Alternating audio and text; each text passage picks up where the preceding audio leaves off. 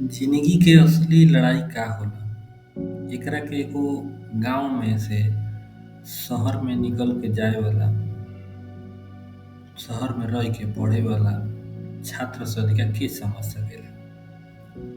अपन गरीब माई बाबूजी के जूझत जिंदगी के बावजूद उस शहर में पढ़े खातिर जाला। बाबूजी ओकर मजदूरी कई के पैसा भेजेलन, लेकिन वो पैसा कब आवेला कब खत्म हो जाला पतो न चलेला। लेकिन तबो उ बाबूजी से कबो ही ना कहेला कि पैसा खत्म हो गइल बा, भेज दे बाबूजी।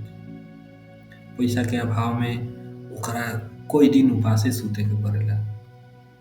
राती में कई हाली उ जाग जाग के गरम पानी क के पिएला।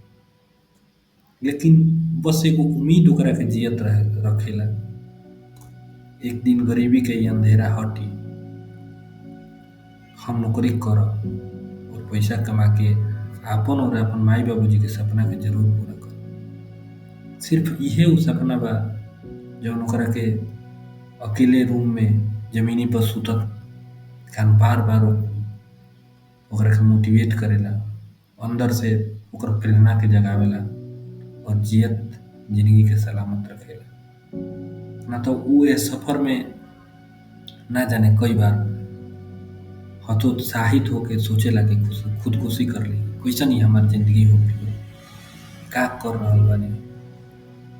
राती में ओकरा बिछौना तक चुभेला।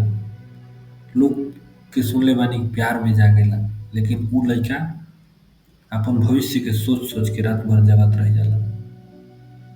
लेकिन उस समय में खाली ओकरा के यही चीज जियत रखेला कि एक दिन हमार जिंदगी बदली, समय बदली, हम आपन और आपन माई बाबूजी के